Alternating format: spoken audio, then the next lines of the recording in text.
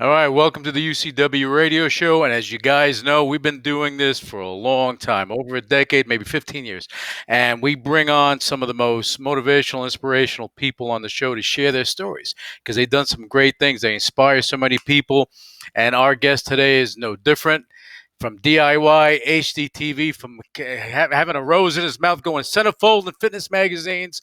We're going to bring him on the show, Jason Cameron. Jason, how are you? I'm good, man. I'm good. Thanks for Good. having You me on. like that intro? I tried. I tried. Very good intro, man. Very good. You touched on a lot there. It's good. Short Hey, period well, of time. we have to make you look good, in order for you to be on. I'm no Joe Rogan, but we try our best. We try our best. So give the listeners, the viewers, give them a little snapshot of you, because if they don't know you, they should know you. But I like giving elaborating a little bit on your background. Yeah. Well, you did touch on a lot. So most people, those who know me, probably know me from home improvement television, whether that's DIY Network or HGTV, and soon to be CBS. We've talked a little bit about the new show. I can't say much about it, A little other than bit, the fact yeah. it will be on CBS. But most of my the people that know me from the shows, like you mentioned, like the DIY Network shows, which Man Caves, Desperate Landscapes, Sledgehammer. My God, going back probably, and before that was While You Were Out on TLC. Oh my Right. God, we're really going back now, right? Yeah. So that's where it all started, though. To be honest with you, when I came out to New York City, I moved out to New York because as a young guy, I say young, I was probably in my late 20s, early 30s, and I thought to myself, if I want to pursue a career in entertainment, I can't stay in Upper Michigan. Right. You got to be where the action is. So that's either New York or California. So I thought, I'm going to go to New York. So I thought, I took my savings and I moved out there, and I'm like, never thought that I would end up in construction. Let me rephrase that. I never thought I would end up on the entertainment side doing construction. Right. That was my life. My life's been construction. Right. I mean, I've grown up in the trades. I'm a big advocate for the trades, but never thought that the two would mix. Right. So I moved out to New Jersey. Actually, I lived in New Jersey. I was, in the city, going through the process of being an actor and a model and doing all that stuff, and then got a call one day from my agent for a casting. It was a commercial casting, and a lot of times you get these calls. You go in, it's the last second thing. You run into the city, you go into the casting room in one of the buildings in the city, and it's the same process. You Right. run in, 50 guys in there. You're just one more face in the crowd. Right. And I just remember this one being for American Tools. That was the commercial. It was for American Tools. And I thought, I had just left. I was redoing a condo. I was actually remodeling a condo in Hoboken. And I had my tool belt with me. I'm like, well, it's American Tools. I might as well take my tool belt with me, right? Well, So you looked the part. Exactly. I went into the city, and I took the subway in because I lived in Hoboken at the time. So it was just an easy subway ride. For those who don't know, Hoboken, New Jersey is right on the other side of the water from New York City. So you just take what's called the PATH train, which is the subway that goes underneath. The other side of the swamp. You get in the PATH train. It doesn't smell any better down there either. But you're right about that. Yeah. So anyway, I go over there. I go into the casting. Again, there's 50 other guys. I was the only guy with a tool belt on.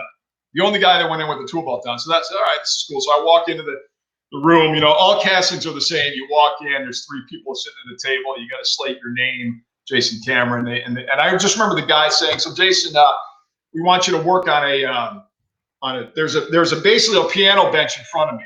Mm-hmm. And they're like, what would you do to change this piano bench into a storage bench? This is the casting, right? Right. Okay. So I'm going through my spiel, and I remember the guy saying, looking at my bio, and he goes, oh, your dad is James Cameron. And I'm like, yeah, that's my father. It's James Cameron.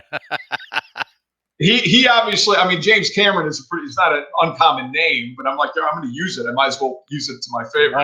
Yeah. It's James Cameron. That's my father. So I went through my spiel and did the thing, and they're like, thank you very much, goodbye. Because you always leave thinking, I'm not going to get this, right? That was I'm walking out. Yeah, it's a dog eat dog situation when you're going for these casting calls. Yeah, it's a luck of the draw. Yeah, It's just, you always want to be there. You always want to put yourself out there. So as I was leaving the room, the casting director came up and said, "Hey, they're casting for While You're Out down the street. You should go down there." I'm like, "Really?" So because this is right when Trading Spaces was big. Right. Trading Spaces really put home improvement on the map. I mean, before Trading Spaces, you didn't really have anything that really was a destination channel for home improvement. Trading Spaces changed all of that. Right. So I'm like, oh, Wire Out, I've seen that show. So I go down the street, I go into another casting, and of course that was for While You're Out. Again, it's almost like identical, same group of guys, almost identical. Mm-hmm. I was the only guy with the tool belt on, and I think it was the tool belt that ended up getting me that job because I was 2 weeks away from signing a Guiding Light. Believe it or not. Oh, look at that! You would have been on daytime TV. Yeah, exactly. So thank That, God. that would have been something. Yeah. That would have been I something. wouldn't have turned it down, but the opportunity to do something which is a passion of mine, construction and reality TV, and I was like, no brainer. So I ended up taking that gig, and the rest is history, man. I've been in home improvement television since. So, Yeah. and that was back in 2003 or 2004. So.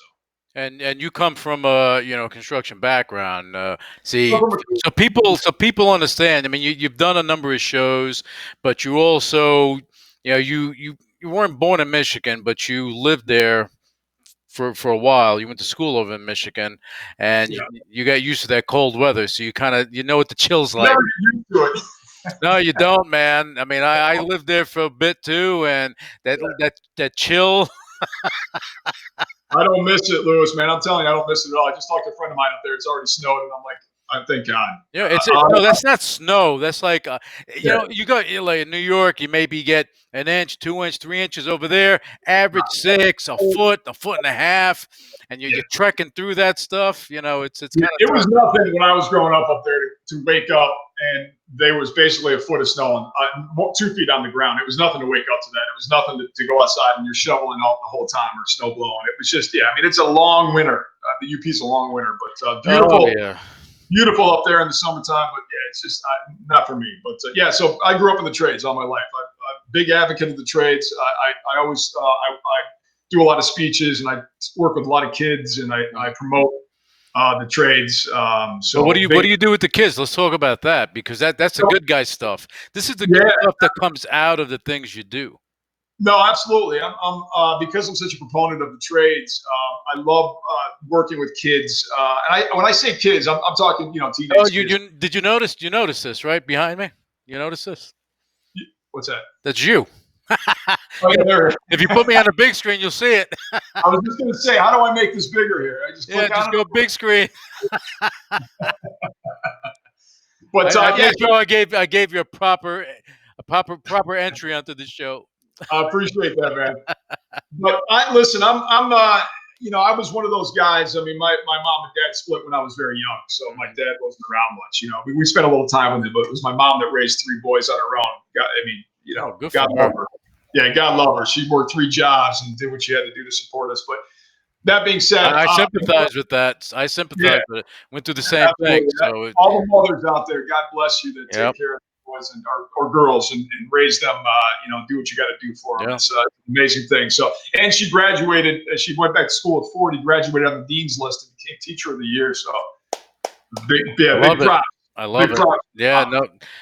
But I learned back then. I know what it was like, being a kid and not having the father figure around, or not being able to, enjoy those hand-me-downs from your dad in terms of being taught those lessons. So, as somebody who grew up and had a strong work ethic, had a very strong work ethic, and I think that's one thing that I like to impress on kids today. Because Lewis, maybe you've noticed this, in probably the last maybe 10 years. The kids that are coming up now, they don't have the work ethic that we had. They don't. 100%. 100%. Exactly. It's the entitlement issue that lays there for whatever reason. Don't get it. I think it also stems into social media and the instant gratification we get now on social media and the things that we're not wanting for much now. When we were growing up, it was really impressed upon us. We didn't have much. And again, I'm not saying that that's good or bad. I'm just saying that when you grow up in that environment where you don't have the resources, the things that you want, that's not a bad thing. It's just something that you learn at a young age. You want something, you got to work for it. Right. You're going to hand it to you. So one of the things I like to impress on kids is that, listen, I didn't get to where I'm at. I didn't have this. I didn't have the success that I have today. And when I say success, I'm talking about the things that are known by most people. Like, you see me on TV and you see the shows that I've done. And listen, on one hand, of course, it's the luck of the draw. There is some luck involved. There is some timing involved. There are, but at the same time, there's a lot of hard work involved. A Sure. lot of hard work. I didn't become successful because I was lucky. I became successful because I worked my ass off, Hmm. and nobody ever outworked me. I would be on set. Nobody had to tell me to do something ever. And one of my biggest pet peeves is when I work with younger people, and I don't care if you don't know anything because you're eager to learn. It's just have the work ethic and the responsibility to know that you're there to work. You Sure. know, Sure. and if you've got to be told every 5 minutes to do something, then that's a good sign that you're not, you don't have the mentality that it takes to really become the professional that you want to become. So, Yeah. And um, that's a problem we have in today's society. These kids, they think everything's going to be handed to them. They don't go out and get it. They think it's just going to, through osmosis, this is going to happen. yeah, It takes that hard work. And you laugh, I laugh because, when we were kids, it was a different story. yeah, Now, well, yeah. like we stand at the bottom of a mountain. There, somebody gave a really good analogy once, and I remember the gentleman's name. He's a speaker as well. And I was listening to him one day, and he made a perfect analogy. He was talking about standing at the base of a mountain and Mhm. looking at the top and thinking about the journey and what route you're going to take to get there, which is what some of us would do. And then the other one's like, why should I have to walk up there and do that? Why don't you just take me to the top? You know, Mhm. Yeah. can I get a ride? Can I get a ride to the top? Why do I gotta work all the way up there? Because that's part of the process. Yeah. And that's called working for what you get. And claiming that victory when you get there. Yeah. Because it's the journey that got you there, and that's what makes you who you are. It's the pitfalls, it's the Mhm. failures, it's the that make you No, it builds your character. Like David Goggins, what he mentions a similar story. He said he was running. He was running, and he came across some guy training some people, and that he was just running. They said, "Oh," he said, "Oh, I want to run with you." He said, "Come tomorrow." Tomorrow comes the guy. Oh, I'm not feeling well. It's too early. So a day in, day out, he's doing it, and Goggins is running every day. And then one day he's running, and he sees the whatever that unit that goes to the mountains pass him, and the guy's on it trying to go up the mountain while he's running up the mountain. The easy path. How does that work? It doesn't Yeah, build character. What does it do?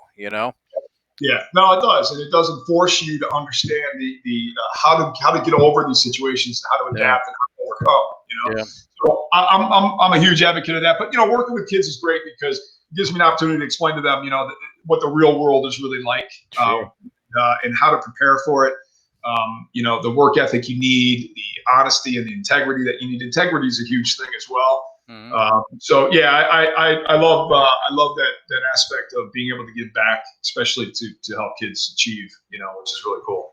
Yeah, you got to do that, And the thing, look, you're not a one trick pony, and that's why I like you because the things you've done. Okay, even though we had to fight to get you that check on Twitter, but that's a different story altogether. But those bastards. But you've done a lot of things. You were involved in fitness. People look at you that you're in shape, but you did some things in fitness that people really, unless they look, they really don't know. Yeah, know, you had the the Burt Reynolds time. You had the rose in your mouth, centerfold, Men's Health, right?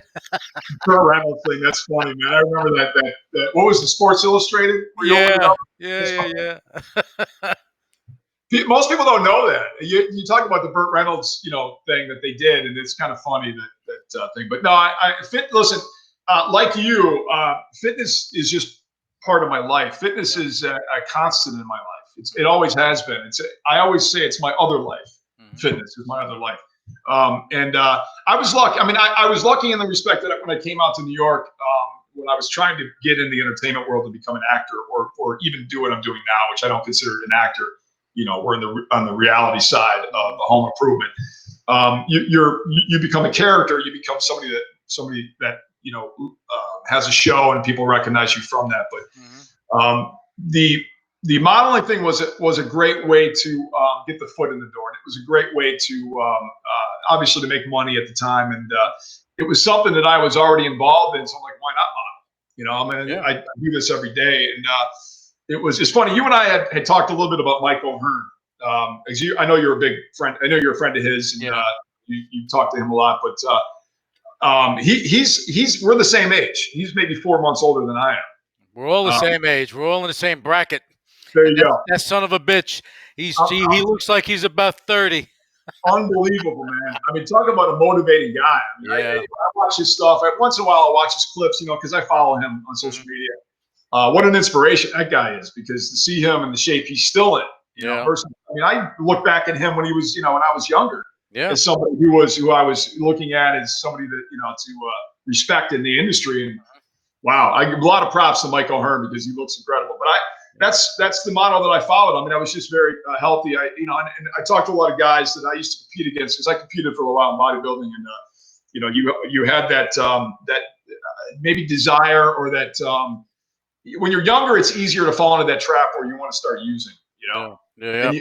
and when you watch, a lot of these, those who are involved in watching, like the Mr. Olympia and some of these bigger bodybuilding shows, to attain something like that, sometimes it requires those tough decisions if you want to No, decide to do. but and in that realm, you're talking about a different It's a, world, and you need a look. The Jay Cutlers and everything in the world, they do what they do. You need a little assistance, and I mean, it's the reality. I'm Right not, now, there's not even any hiding up about it. When people, no, it used to no. be like a kayfabe type of thing. Don't talk about it, Yeah, but it's I different. think most of the pro bodybuilders now are open about it, to some extent. A lot of them will talk about it. In fact, if you listen to some of them, they're very open about it. I Yeah, won't name names, but and nothing. And listen, I'm not knocking anybody. no, To each their own, man. I mean, if that's something you choose to do, that's up to you. sure, But I decided not to. It wasn't something that I wanted to pursue. I was nervous. I cared about my health, and I didn't want to take a chance on something that I knew could give you instant gratification, but later on in life might throw some curveballs at you and be a big problem. So I yeah, decided not to do that. But I'm glad I didn't. I just, I really enjoy the sport. It is a one-person sport. It's a very personal sport. yeah. And I know you. Listen, I watch your videos and your clips. You're always in. I mean, you're in there every morning, Yeah, you and got to, man, because that's staying alive. it's a lifestyle. Yeah, So even the clients that I have, I can't listen. You can't impress upon them. I can't give you my desire.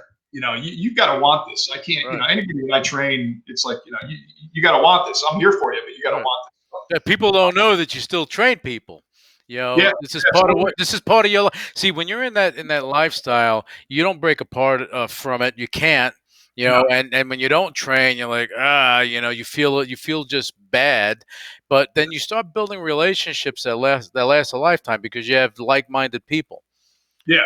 You know, Yeah, no, absolutely. And yeah, it depends. I mean, I work with beginners, I work with intermediates, I work with advanced. And, everybody's different. Everybody has a different goal in mind, because it's all goal orientated, right? hmm, What do you want to get out of this? What is it you're trying to pursue? sure. Beginners, they just want to be in shape. I mean, advanced athletes, they want to get to that next level. I mean, Hmm. it's so different for everybody, but it's such a fulfilling lifestyle, and it just makes you feel better. And, so it's something that I've really enjoyed for a long time. I still do. Hmm. Um, I work out sometimes twice a day. And I have a gym in the basement now, which is great. Yeah, I So remember you were building it. I'll show you. I'll show you my facility one day. yeah, But stuff that you got to do. yeah, I mean, but because you're working crazy hours when you're doing your show. You're working crazy hours in general. yeah, I yeah. know how you roll. I know. Especially when you're doing the show, because you're right. You're on the road a lot. Yeah, Thank God I have a wife that's understanding, and she's very supportive in what I do. She works in finance, which you'll appreciate. yeah, And so she is used to my schedule, I guess, at this point, because I'll be on the road for a length of time, and then I'm home for a while, and then I'll be on the road again. So it's a very unique schedule. So being able to have a gym in the basement is great, because even though I love the gym, I love the environment, going to a gym and being able to work out with people. But to be able to walk into your basement and just be able to work out anytime you want is special. yeah. So That this. I mean, when you do that, you can get up at 4. You can get up at 1. You have something on your mind. You can go work out. No one's you gonna were an tell you early, no. you're an early riser. You were in early, right? Yeah, about 4. Oh, good for you, man. That's too early for me, man. But Yeah. good, Oh, good yeah, for and you know what? I started walking. So now doing about 2 miles a day. So, you. Yeah, uh, because I don't like doing cardio. So I figured that's nice cardio. I get to see things, I'm see a not a big bush, see cardio a guy. dog. No, I'm not a big cardio guy either. I will go. I will still go out. One of my biggest things is plyometrics in the park. I'll do plyos and sprints. Hmm. I'm a big advocate of sprints. It's something that I think people, that are looking to really burn the calories, and it's very interesting when you talk about long distance runners. When you talk about people who run a lot, Hmm. who are runners, it's very damaging to the body. I think what a lot of people don't realize is, and I know people that are diehard runners, right, Hmm. distance runners, and that's great. I'm not knocking it. I'm just saying it's very detrimental to your joints, Hmm. especially your lower body. Uh, Sprinters, however, if you look at a sprinter versus a marathon runner, you see an automatic difference. I mean, Yep. sprinters look like bodybuilders, Yep. right? They do, Yeah, because the it's all tanks. They're just built a certain way, and they're built for speed. exactly. It's not a lung capacity issue. It's a VO2 issue. It's a, Yep. chemical reaction, Hmm. and it not only burns a lot of calories, but it's a great way to do a very short, intense type of training. Because I'm not a big distance guy. I'm not like you. I'm not a big cardio guy. I don't want to spend an hour on a cardio machine. No. Not knocking it. I'm just saying. So for me, lifting is priority for me. Yep. I'll do the cardio when I need to do it, and but sprinting for me handles all of that and the plyometrics and things like that. So you're getting all the cardio you need, but you're also getting the hit as well. You're getting the muscles involved the way you need to get them involved. So And then that's the thing when you're sprinting or you're doing anything that's quick like that, you're activating certain parts of your muscles and your joints, your ligaments that won't activate if you're doing like long distance running. You're not going yeah, to activate it. right. Because long distance running is you're actually prolonging that abuse. You're Hmm. prolonging, especially if you're running on pavement, if you're running on hard surfaces. Oh yeah, your knees, your ankles, your back. It takes a toll when you're doing miles upon miles. Is where sprinting is you're doing, you know, uh, 30 yards, you're doing 40 yards, you're doing Hmm. 50 yards, but it's a very short distance, but it's a very high intensity. Oh Uh, yeah, yeah. and you do multiple, right? So we'll go out, we'll start with a 20 yard, then we'll go to a 30 yard, then go to a 40 yard, and we'll do 3 sets of each. Hmm. And then plyometrics, things like that. So, I mean, very intense, and then we'll incorporate those things. I don't do them Right. all the time. We'll incorporate them into the plan. So, but again, it depends. It depends on why you're training, what you're training for, Hmm. what you're trying to achieve. So but And you built your things down in the basement. People, you're a handyman to the third level because I followed when you were building that preacher bench, and I said, "Son of a bitch, you're going to be proud of me because I built my facility." did you Yeah, did you build it? Nice. cables and everything. Oh yeah, oh yeah. It's funny. I wasn't going to build the cables. I'm like, you know what? I'm not going to go that far, but I did build the squat rack because I know what I wanted for the squat Hmm. rack. You can get a lot of different setups for a Sure. squat rack depending on what you're trying to do. So simply by using 4x4s and some brackets, you can do whatever That's what I love about it. Is you can customize it any way you want, Yeah. right? Yeah. Yeah. So you're right. I built that whole thing, and it probably for $500. Otherwise, it would have cost me $1,500 to buy what I wanted on a metal, right? Right. And then Yeah, the because preacher, it's not a regular preacher bench and squat rack. You built something that's yeah. heavy duty. Yeah, no, 4x4s. I mean, that can handle whatever kind of weight you can throw it. As long as Hmm. it's built correctly, it can handle whatever weight you can throw at it. Now, I'm not knocking a steel cage. I'm not knocking squat rack. I mean, I think that's great. And they make different kinds now that you can fold up. You see the ones on the wall that go up. So I mean, but I love working with my hands. I love building stuff. So for me, Right. I'm like, I build it. And then the preacher curl bench that cost me probably $250 to make. Hmm. And if you buy them, they're probably $500. Yeah. So I mean, and Well, I the built one it. what you built, it would cost more than that because of how you built it. It's not a rinky-dink, piece of equipment. That thing's heavy. It's heavy. Yeah, I saw. I said, "Holy crap!" It's on a wheel, so I can wheel it around. But yeah, so the upholstering, that's where a lot of people, if you decide to build something like that, Hmm. there are things involved like the upholstery and stuff like that if you're not used to it. But I mean, it's a Hmm. good learning experience and it's fun to build. And you know what? Now that you're bringing that up, I need to put those plans online. If somebody wants that, I need to. I think you need to have a YouTube moment or something and just let people know because stuff like that, especially now, we're going into, we've been 2020 has been something else. Okay, I have no word for it, no name for it. All I know is that it keeps talking to us every day. Hurricanes, this, that, all this Yeah, stuff happening, and now they're talking about another round of people staying home, and it's going to be tough. So, being healthy is going to be important. People are going to need the stuff that you have to offer. Yeah, I agree with you. 2020's. I don't even know how to sum up 2020. It's a tough one, right? It's Yeah, a yeah. crazy. It's been a upside down year. It's been Mm, crazy. So, and no matter what side of the aisle you fall on in terms of politics, we don't need to go there. But just in terms of where we're at with coronavirus and the mask and all this stuff. I mean, it's the new norm. I don't think it's the new norm. I think it's something we got to live through right now. right. I'm hoping things get back to. I mean, you're talking about now. You've heard that the vaccines are coming out, which thank Mm. God.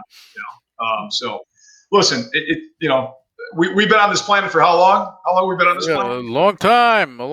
And but the I thing hope is coronavirus is the one that that's going to take us out. You know what I yeah, mean? yeah, and the thing is, I think what we're going to have is an evolution, a mishmash of this new norm and the old norm. People, because businesses now, they know that you don't need to come to the office. You can be remote, and you can work remotely. So that's a big thing. I don't care what industry you're in. Well, except for manufacturing, things like that, you got to be where you need to be. But as far as the service industry, that's a different story.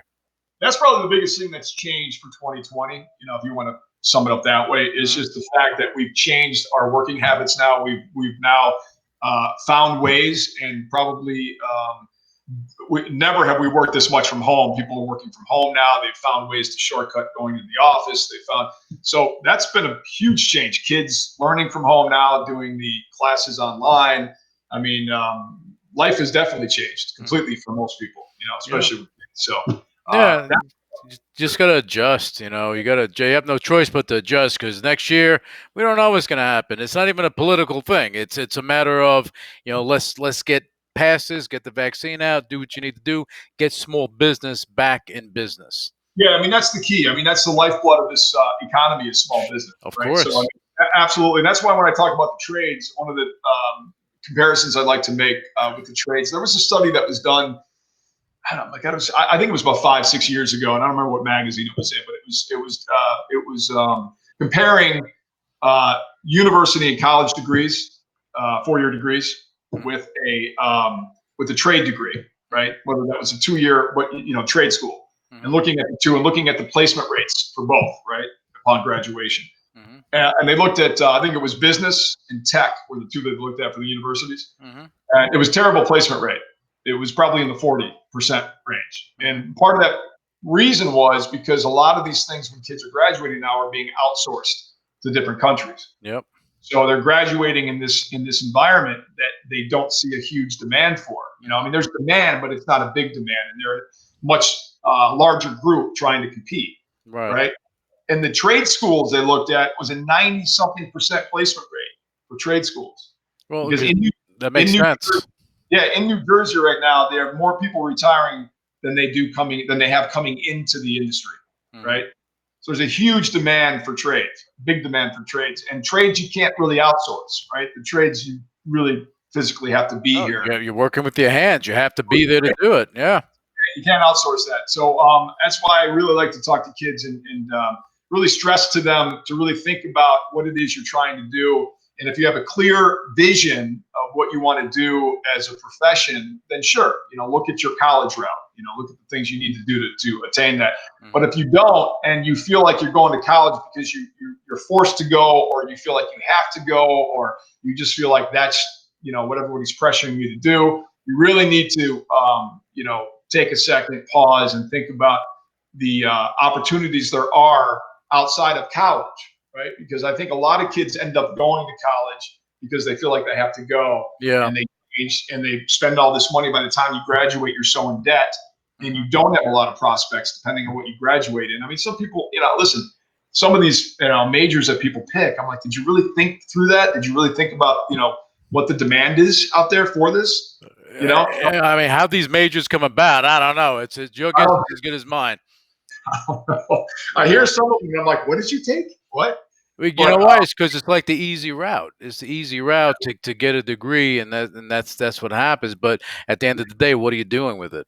But you know what? One of the biggest problems that I noticed, and I don't know if you know, I don't know if you saw the video I did. I went up to the UP where I graduated high school. Where I graduated high school was Republic Michigan High School. There's 20 kids in my graduating class, and the whole school was K through 12, right? Small. But one of the things they had, which I really loved, was shop class. I mean, I loved shop class when I was a kid. Loved it. And probably in the late 90s, early 2000s, they got rid of shop class. Is where most schools, most high schools across the country, one of the first places they cut, and they did this pretty nationwide, was taking out shop class, getting rid of the trades, right, in schools, which I feel was a big mistake because Sure. that took away that prospect and that ability for these kids to learn at a younger age and really sense whether or not this is something they wanted to do. Right. Because once you get a feel for it and you work with your hands and you really get the sense that I love doing this, then you're more open to it as an option leaving high school, right? Right. So we're trying to get this back. We're trying to. I'm actually trying to come up with an idea now, a way to whether that's a show or an online show or something where we can go to these high schools and re-outfit these high schools and get them up and running again for the shop class, so these kids can learn these trades from a younger age, learn how to work with their hands, and maybe think about that as a possible career path. I like that. I mean, I think that's a great idea because kids nowadays, they need something to call their own. Yeah. You know, you mentioned social media. You know, social media is very antisocial. These kids are learning how to connect digitally, but they're not learning how to connect in real life. It's funny you say that because it's so true, right? We call Yeah, it social media, but it's so antisocial. You're yeah. right. I think one of the biggest things that I took away, I don't know how many people that are watching this have traveled, the world or traveled overseas, but my wife and I love going to Italy. She just got her Italian citizenship last year. Oh, look at her. She's ready to You know, go. yeah, she did. She went through the whole process. Yeah, It's a she's ready to take you away.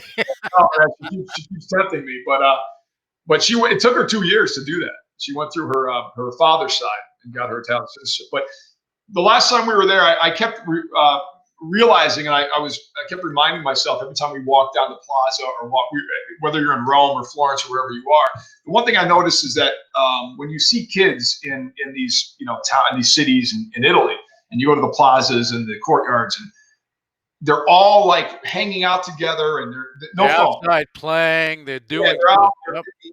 They're all together, and they're touchy feely, and they're having a good time, and they're just um, and that's fascinating to me because that's gratifying to see that because Sure. the interaction, the physical interaction with kids, and then Sure.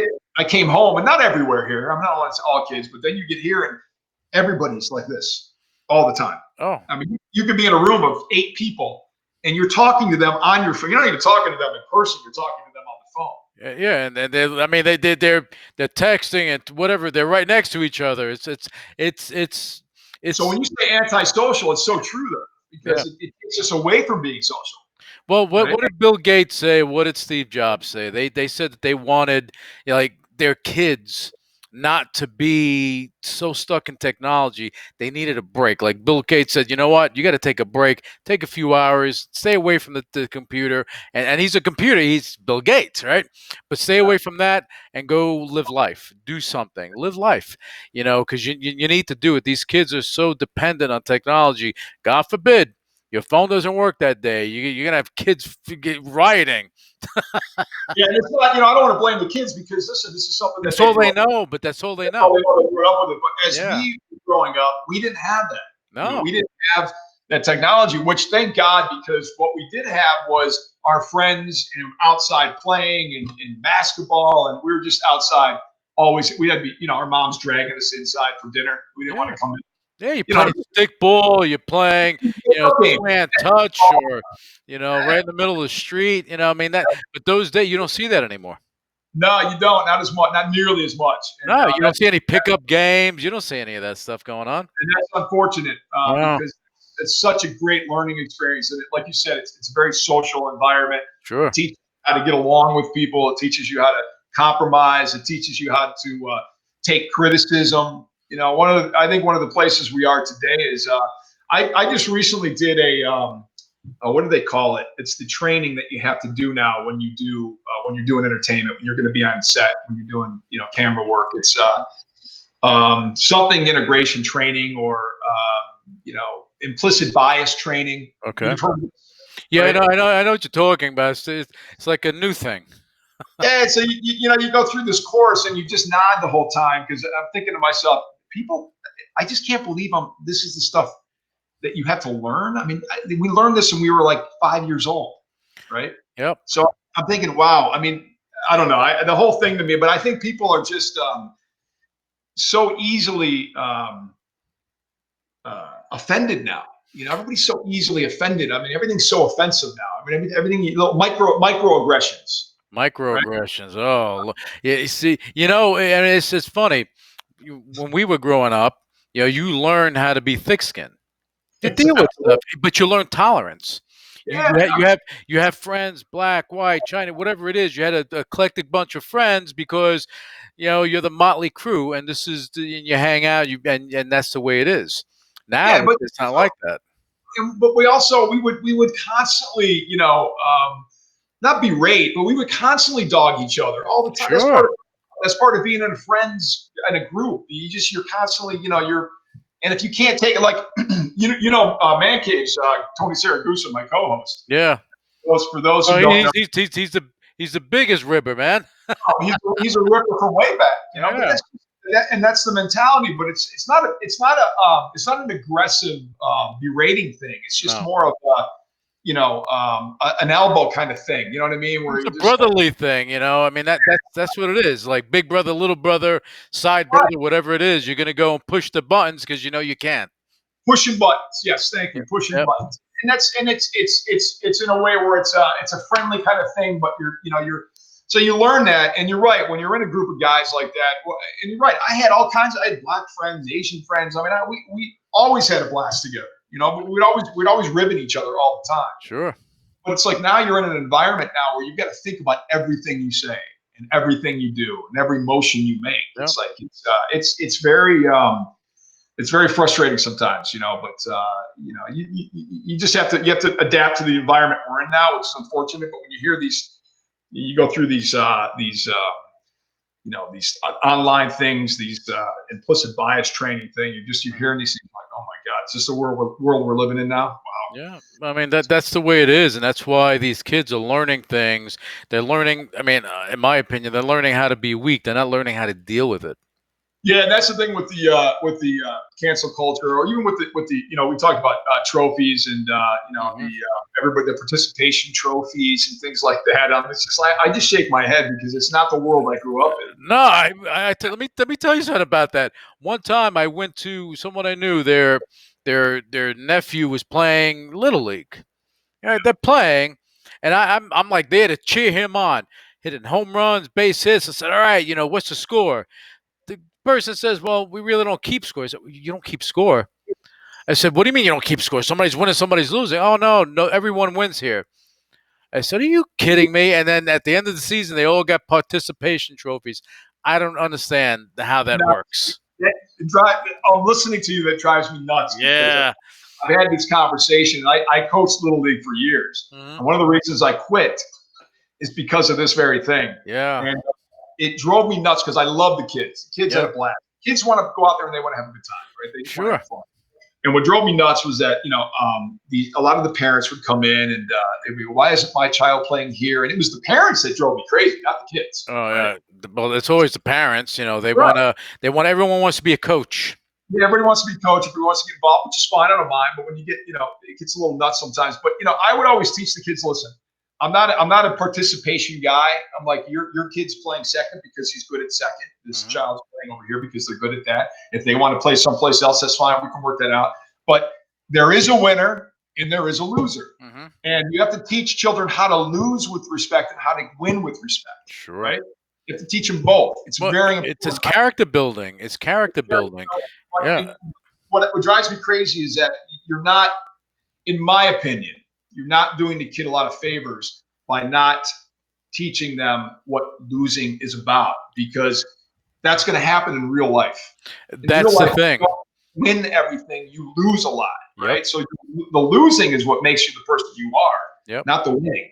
And when It, I hate it, when I see kids win with this really bad attitude, and I'm like, I would tell kids, listen, you lost, shake it off, go up and shake that person's hand, mhm. congratulate them, and tell them you're going to beat them next time. I mean, there's ways to win and ways to lose, but you can't keep that from kids. I mean, it's great that they participate, Mhm. but that's not why they're doing it. They're doing it to win. So Yeah, I agree with you on that because at the end of the day, that competition helps to feed your desire to want more. When I was a kid playing little league, you know what? You win, you lose, and when you lose, you get angry, but you come back stronger the next game. But yeah, no, that helps you in life because you're gonna get knocked down. Are you gonna get back up? Are you gonna cry to mommy? Or are you gonna have them prop you up because you can't handle it? It's too stressful. Whatever the case may be, it's a sad state of affairs. Sad. that's what we're seeing today. Is you Yeah. just it's too stressful. I mean, listen, Sure. you know, life doesn't care about your feelings. Your feelings don't matter in life, Hmm. right? I mean, your feelings matter to you. They don't matter to anybody else. Hmm. So you can't go around thinking that everybody's going to pay attention to your feelings, and your feelings are hurt. Then everybody else has to pay attention. Right. That's not life. That's not how life works. It's just the fact that we even have to have this conversation blows my mind, Yeah. right? But But that's what you see on college campuses now, which is yeah. crazy. So I mean, honestly, now it's like it's just everything's just in that mode. Like, okay, let's use kid gloves for this. Let's go. Don't offend anyone. Don't say this. Don't say that. You know what? When you're able to deal with that, that toughens you up and it helps to build your character because you know what? There'll come a time where you have to deal with someone like that. You're not prepared. What are you going to do? Sit in a corner and cry like a baby, or are you going to stand up and say, "Hey, I can deal with it," and just deal with it as an adult would? Where a lot of yeah, people aren't like that, you know. yeah. And I it, mean, listen. Part of the reason for my success is for that very reason. mm, It's not because I was the best looking guy or I was the best at this, the best at that. It's because I worked hard. yeah, I showed up on time. I treated people with respect. This isn't rocket science, right? no, This is and people will remember you because that guy. He was always polite. He showed up on time. He worked yeah, hard. That's what you're remembered for, right? sure, sure, So and then that's why look, you watch MMA, we watch UFC. You know what bothers me when you have a fight that goes on and somebody wins, somebody loses, right? And the person that wins, I mean, yeah, you cheer, you celebrate, but you show respect for the person you just beat. You yeah, have to. Or when you lose and you're so angry that you want to keep fighting, but you lost the match. You know, there's certain character traits that are there that kind of, throw things off for me because I saw someone, I forget, I don't know who it was, but they had a match. He won and he went down. He was so respectful to him. And I said, that's what people need to see. it's funny you bring that up because I'm a huge MMA fan. I know you are as well. Yeah, yeah. I know you know a lot of these guys. Too many of them. Yeah, there's a match that I watched that it really ticked me off. Because of that very thing that you're talking about, the respect that you show. Because anybody that gets in that ring, I have nothing but respect Hmm. for. You hop in that, Yeah. that ring, you mean business, and these guys work their butts off, and girls, some of the women's matches are some of the best matches I've ever seen. To be Yeah. honest. But anyway, there was a fight between. Oh my God! I know. I don't know if you remember. Dana got really upset and threw the belt at the ground. Do you remember this? Uh, It was faintly. Anderson Silva. It was a fight with Anderson Silva and Okay. another guy. I don't remember the other guy's name, but he disrespected the guy in the middle of the ring. Do you remember this? I remember it faintly. And then Dana got really upset and threw the belt at the ground. Wouldn't even Yeah. give it to him. Yeah. And see, but stuff like that, it But just, I'm just saying, you got listen. I don't care if you of course you're going to beat somebody in the ring, but you always got to show respect to the people that you look, fight. when we're And again going back to being kids. Okay, yeah, you got into a fight with someone, you went head to head. You know what? Someone won, someone lost. Later on, you're hanging out. yeah, I mean, it's just the yeah. way it is. But in martial arts and MMA, there has to be respect there, and Yeah. and Again, I want to be careful. I'm not. Listen, Anderson Silva's an amazing fighter. The guy right. went down in history is one of the best. But it's just moments like that. I think where we all have to take a second and think, all right, I don't want to disrespect somebody that worked just as hard to get here, even though I beat them. Hmm. You know what I mean? So, no, Yeah. I agree with you. Respect for me is respect and integrity is one of those things that you're brought up, and that's something that should be impressed upon you at a young age. All right, I think so. And see, once it's a part of you, it's not something that's going to leave you because that's a part of you. That's a part of your character. Again, going back to character building, if that's part of your character, you're not going to go against your character Yeah, because at the end of the day, in your worst moments, your character shines the brightest. No matter what it is, that character is going to shine the brightest. Whether it's good, bad, and different, it's going to shine. yeah. And that's the way that works. So now tell me, Jason, what are you working on now? Because I know you were doing stuff in your house. You're doing all this stuff, and then you have your contractor business too, right? Yeah, so I just yes, I have the contractor business. Just finished a deck that I was working on for a client. I'm actually gonna, and before that, I actually did a wine room, really really nice wine room for another client. Actually, a friend of Tony Syracuse. And then I've got a couple other projects coming up. Work I'm doing on my house, and then the shows. I'm going to be traveling for that. So yeah, just keep busy. The construction side of it never really slowed down. I mean, Hmm. even during this whole crazy Corona thing, I mean, the construction side never really slowed down because we could still continue doing what we were doing. Even in the environment we're in with the mask and everything, because we're usually far enough away from people. Home Depot and the hardware stores and the lumber stores never closed. Right, So right, we were able to keep that going, thank God. So yeah, that's been good. I mean, the construction side of things is great. Almost too much business, right? I mean, you right. get inundated with things, and what's tough for me is that I travel so much, so it's hard to take on a big project. Hmm. I don't like not being here. Even though I trust the guys that work for me, I don't like not being around. You want to be here, Sure. so it really hinders you in terms of being able to take on certain projects because you're on the road Yeah. when you're shooting. Well, you're the But type of guy that, if you take on a job, you don't want the owners to see everyone else and maybe see you once or twice because yeah, it's like you're subbing it out to people, you yeah, know? and it's your name. It's your name Yeah. on this. Yeah, And sure. I take that very seriously. So for me, I want to make sure. So it's all timing. And listen, I don't want to complain about being busy if we're Yeah. shooting. So it's all timing. But yeah, I mean things work out. I'm just very thankful that we're doing well and that we're able to adapt in these times. I'm like congratulations on the system that you're working with now. I know that you Oh, put a lot of thank you. time. Yeah. So Yeah, yeah, we've been working hard on Vera Hive, building everything up, and we're excited about the prospects. We're excited about what's going to happen. It's going to be very interesting. I appreciate that, Jason. yeah, absolutely. And I've been following your career for a long time too, and it's interesting. Some of the pictures that I've seen you with, some of the people that I've admired over the years that you've Yeah, met, worked yeah. with, is pretty incredible, man. I'm sure a lot of stories there. In fact, some of the people that I've met through the years with man caves, I Mhm. mean, working with people like Charlie Sheen. Yeah, oh, yeah, that should have been. I'm sure that was an interesting deal with Charlie Sheen. Yeah, with Charlie Sheen and Snoop Dogg and some of these people. I mean, it's just fascinating to meet some of them, and because when you spent your whole life watching certain people on camera, Hmm. I mean, Charlie's one of those guys that you grew up watching. He's always Right. been, and then you meet him in person, and it's very, it's very interesting, very weird. Yeah. But Charlie's one of those guys. When you meet him, he is nuts. Charlie's Mhm. nuts, crazy. I mean, I remember standing there with him, and Goose and I were talking to him before the show started. What he wanted in his room. I keep looking at you, and then the camera. I don't know if you No, noticed that. that's okay. That's all right. Just keep because So the camera. Just look at the camera so people can see I know, I you. know. I'm looking. So he's got two cigarettes burning, right? He's got literally two cigarettes going. He's two handing. Yeah, cigarettes, right? He didn't know which one to smoke.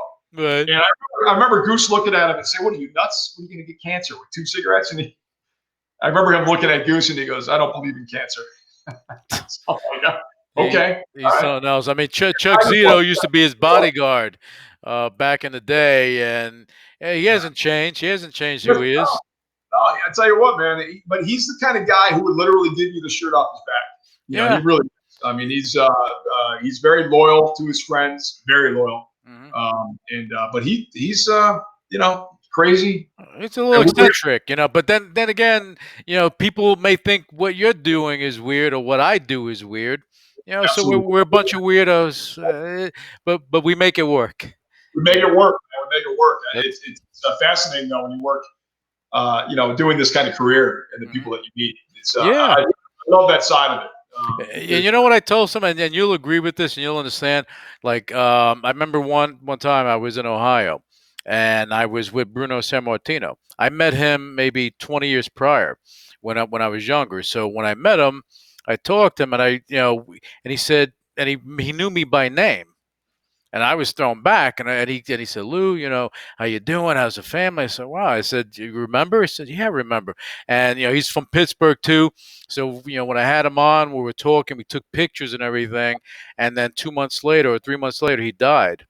And what people need to understand, like with doing this show and the things you do and the people you meet, these are opportunities for you to chronicle things, and it's not saying, hey, I'm with Snoop and taking a picture and all, promoting it like that, but it's more so, hey, these people were here, I had these moments, and later on people look back and say, wow, that's pretty cool, Yeah, that it happened.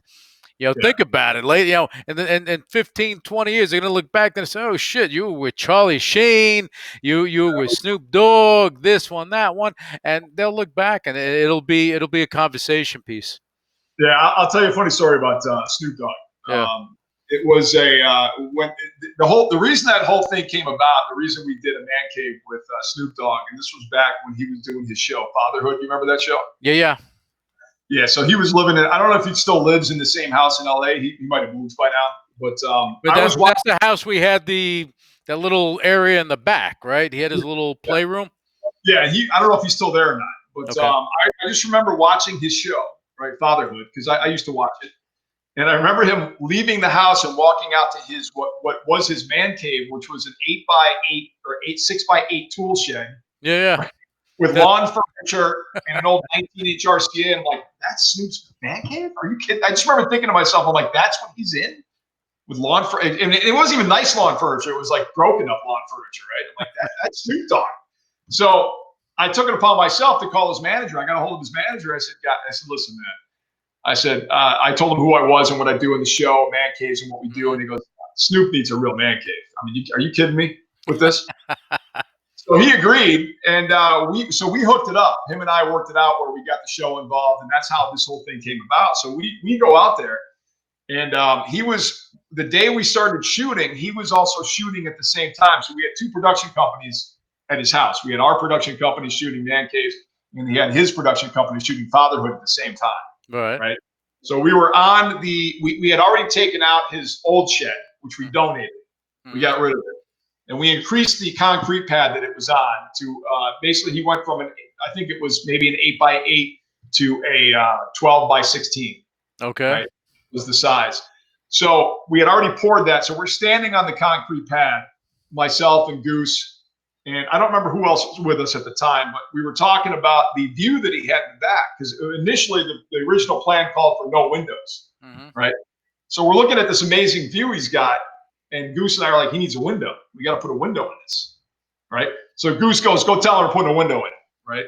Mm-hmm. So I'm like, okay. So I'm walking around the property looking for Snoop to tell him we're going to put a window in his new man cave, which wasn't originally part of the plan. Right. So I see him and he's shooting a scene.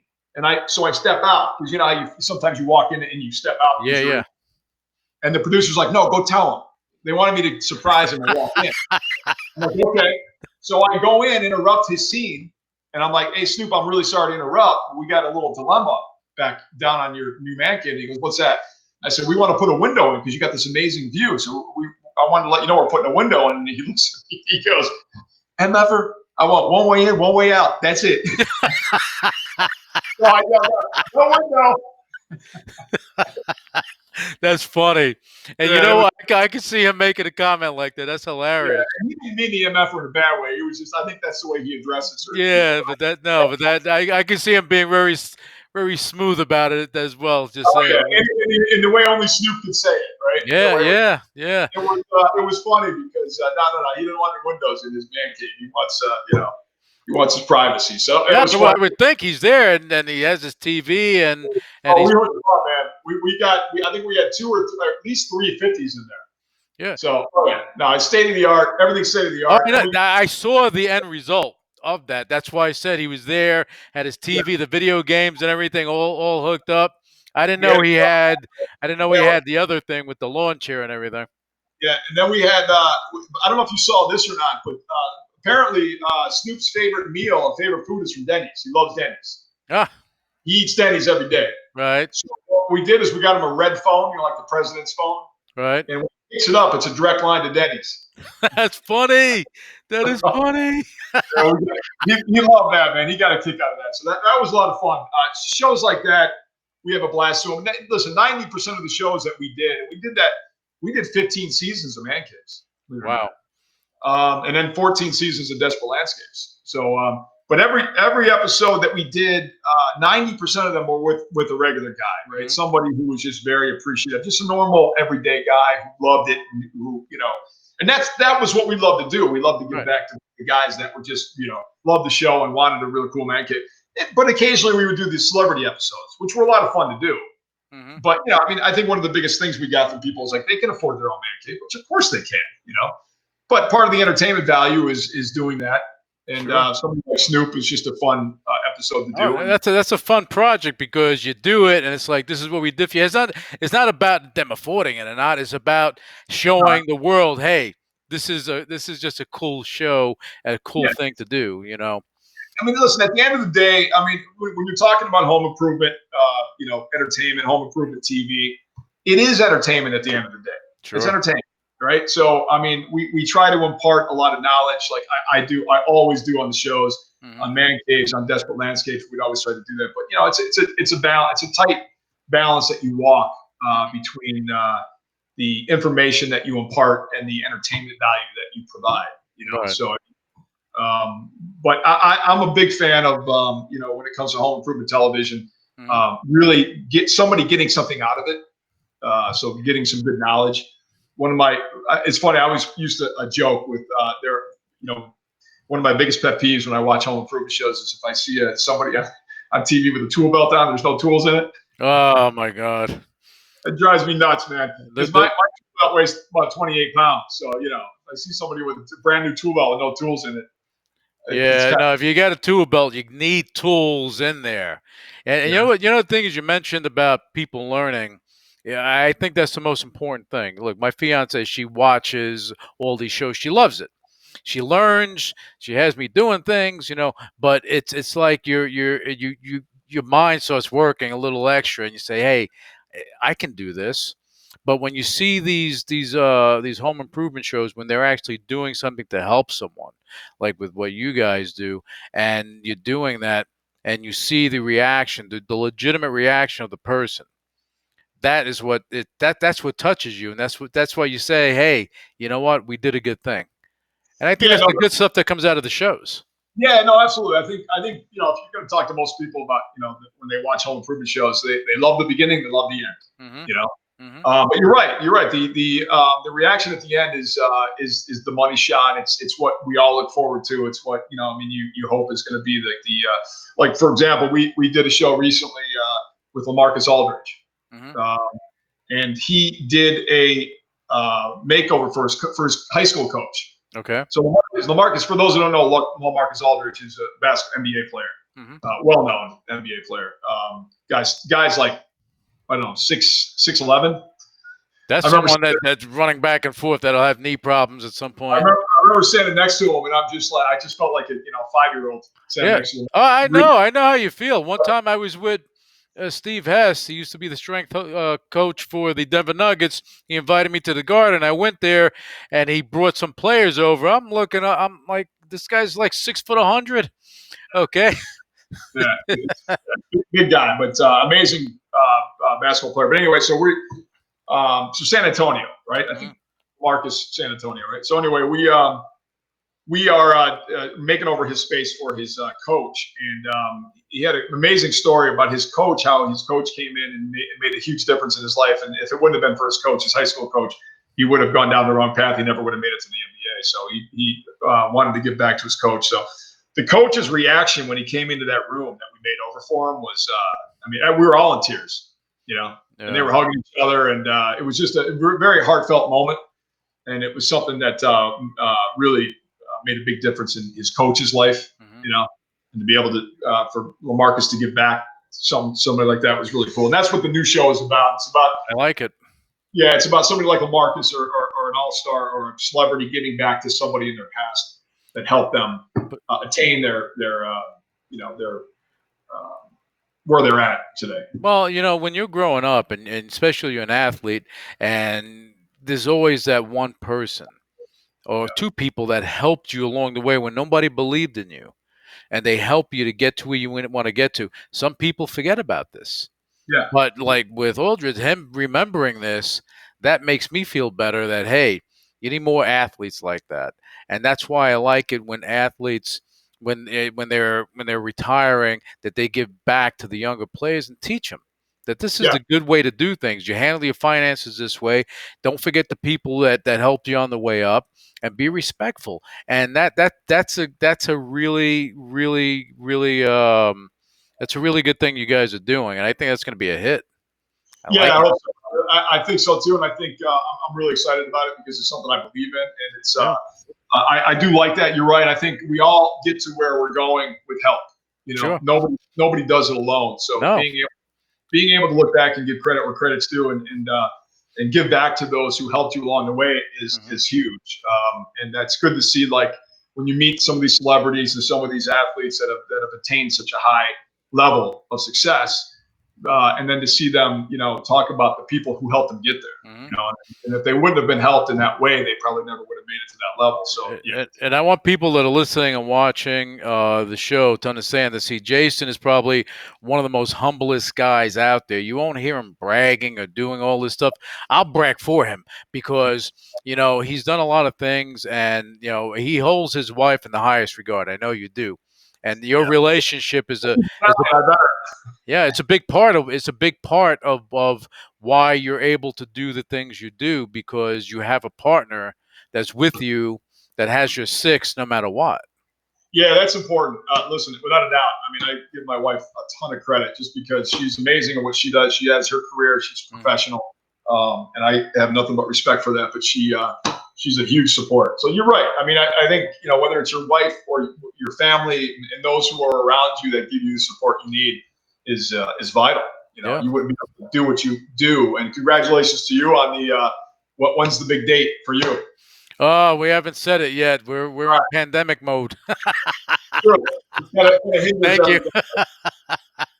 But Have you discussed where you guys want to go yet for honeymoon? I just leave everything in her lap. Whatever she wants, whatever it is. There you go. So you're learning already. I am. Oh, I learned from. I observe and I learn. Don't worry about that. Don't worry I can about. make a recommendation to you. One of the things that I recommend highly to think about for a honeymoon is Machu Picchu in Okay. Peru. Amazing, dude. I'm telling you, man. One place that I always wanted to go. So my wife and I finally went, and what an experience that was to be. I know you've seen pictures of Machu Picchu, right? Yeah. The same But picture. to be there is something different. It is. It's like it's really a crazy experience. But to be there and to climb those mountains, which, to be honest with you, that wasn't an easy climb. It's Apu Machu Picchu and Huayna Picchu are the two mountains. That when you see the pictures taken from Machu Picchu, that's where they're taking them from, is up on the top of these two mountains. And they're a climb, man. They're a climb. But when you get up there and you see it and the fog clears and the clouds clear, and then you see this incredible stone palace and village, it's just it's mystical, man. It's really cool. So And these are the things that mean something in life, is having those moments, creating memories and having moments.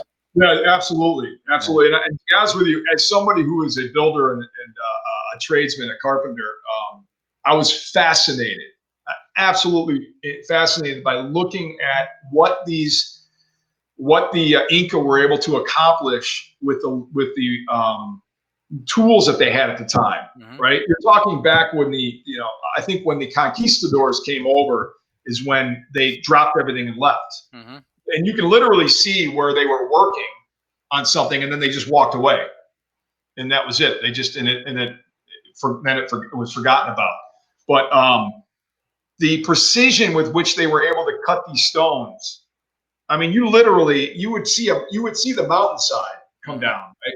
And then they were able to cut these stones in a certain way that they would mimic that mountainside perfectly. Like you couldn't literally fit a piece of paper between the two. Oh, wow. It was incredible, and the precision that they had in terms of when you walked into one of the buildings and you looked at, they had these little niches in the wall where they would set things. Hmm. And I had a laser pointer with me, and I took it and I put it on the one corner, and it shined across, and it hit exactly the same point on the other side. Oh, Like wow. to me, it's literally incredible. And that's with ancient tools they were doing this. That's what I'm saying. I don't know. I mean, the tools they were using at that time, I'd have to look back and read my history book in terms of the type of tools that the Incas were using then. But it's literally incredible to see the way they were able to build and the precision with which they did it, which we would have a hard time today doing what they did with the tools that we have. So That makes you really, think, really, that makes you think. See, people, they always mention the Egyptians and the pyramids and everything, but you have other, like what you just mentioned with the Incas. That's amazing. yeah, but all over the world, whether you're looking at the Great Pyramids or the pyramids that are here in South America, probably very similar in terms of the way they were able to construct these things. Hmm. But they were all done with precision, and Hmm. they were all done according to the stars and according to the alignment. But really, really fascinating when you look at the building techniques and the amount of precision they were able to attain. It's incredible. It's amazing. It's amazing. Yeah. That I'm gonna have to check out for sure. See, I wanted to make sure that during this show that we mentioned your wife and your relationship because not I mean you guys have an amazing relationship, but I like to pinpoint that sometimes because people need to realize you need someone. It's always better to have someone along with you for the journey. Oh yeah, 100%. I mean, we've been together now since '99. Oh, So so she's been there since the beginning, since oh you yeah, had the well, rose in your mouth. listen, listen. When she met me, I was just a guy working at a bar. I was she was there from the beginning, man. She was there when I finally hit that moment of success. So I yeah, like it, no, man. No, actually, I don't absolutely. like it. I love that stuff because that's your ride or die. That's the person that's with you, and on your journey of life. That's great, Marianne. Yes. I'll make sure when she gets home, I'll let her Yeah, know. I just wa- Yeah, well, we were gonna have her on if she wasn't working all the time. She could have been here the on the next show. time you do one, I'll bring her on. I'll Oh, make we sure got she. to bring her on because then we talk about relationships because that's important. Whether relationship with your spouse, relationship with people, your kids, whatever the case may be, everything's about relationships, and Still a lot to that's what we do. So now in closing, Yes. I'm going to ask you two questions. First, if you had to give advice to anyone on entrepreneurship and attaining success, what would that advice be? Never stop and never take no for an answer. Always look for opportunities. I always tell people, don't ever restrict yourself from putting yourself out there because you never know who you're going to meet and you never know what opportunity will arise, right? So the more you keep yourself from those opportunities, the less you have. So, I mean, always put yourself out there. Be prepared. I mean, because that's where the training comes in. But don't be afraid to get out there and just go for it. And don't let anybody tell you can't do something because don't let other people control that. That's yeah, I love it. That's great advice from Jason Cameron. Now, Jason, one more thing, okay? Why don't you? I mean, because people are watching, they know you, but people are listening too. And why don't you give your website and stuff so they know how to learn more about you, follow you, and that no stalking. We don't like the stalking, but just going and being prepared for your next phase. I had a stalking incident once, but we'll leave that for another time. Crazy. Anyway, yeah. So Jay Cameron TV. You can find me on social media. It's all Jay Cameron TV, whether it's Twitter or Facebook. And then It's funny. I don't use the website as much. To be honest, it's all social media now. Oh, well, So my stuff. that's the world we live in. It Social is. media, but you'll have information on your upcoming shows and stuff like that on there, right? Yes, I will. Yeah, you definitely on the social media. I'll make sure I'll put a post up in terms of when that's coming up. When I'm allowed to actually When announce it officially, when I'll you're put it allowed to announce it, you put it up. I'll retweet it. I'll repost it. We're gonna get it out there. We're gonna pump up CBS. We're gonna make it all work. I Jason, appreciate brother, thank you so much for coming on the show and just hang out with me. For all that, again, you're listening, you're viewing. Check out Jason Cameron. Go check him out on Twitter, Facebook. Just don't stalk the guy. He has a lot of things going on. He doesn't need to be bothered. But keep in tune with him as he announces his new show. Jason, hang out All right. and thank you. Thank you, man.